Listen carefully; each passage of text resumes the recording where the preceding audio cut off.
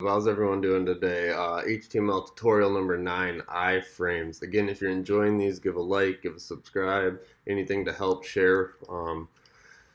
So here we go with iFrames. Basically, if you're not familiar with iFrames, it's putting a website page within a website page. So this is kind of common. Some things like YouTube might be doing this, things like that. But basically what I've done is I've pulled this file here, or I've created this file here, and we're going to pull it over. So I've actually put this as our iframe file, the h1 tag, couple paragraph tags. And what we're going to do is pull this file here within our page over here. So what I've done is I've saved this and I've actually loaded it up to the browser. So this is the page right here within our Safari browser. So now that I have that URL, what I can do is go back to our page, and with the iframe source, which is similar to image, we're going to go equals, and then we can either browse our file, or if we have the address, we can just put it in there like that.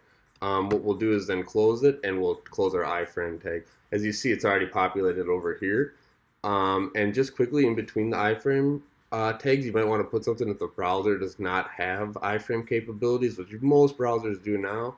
But just in case, put your browser does not support iframes.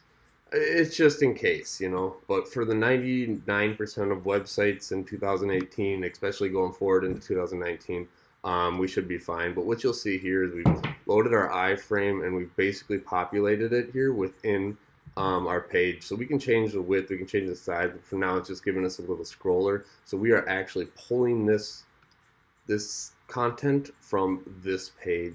And guys, that's what an iframe is.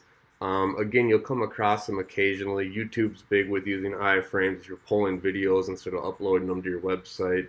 There's a few features. So guys, those are iframes. Stick around. Next is tutorial number 10. And again, if you're enjoying them, give a like, give a subscribe.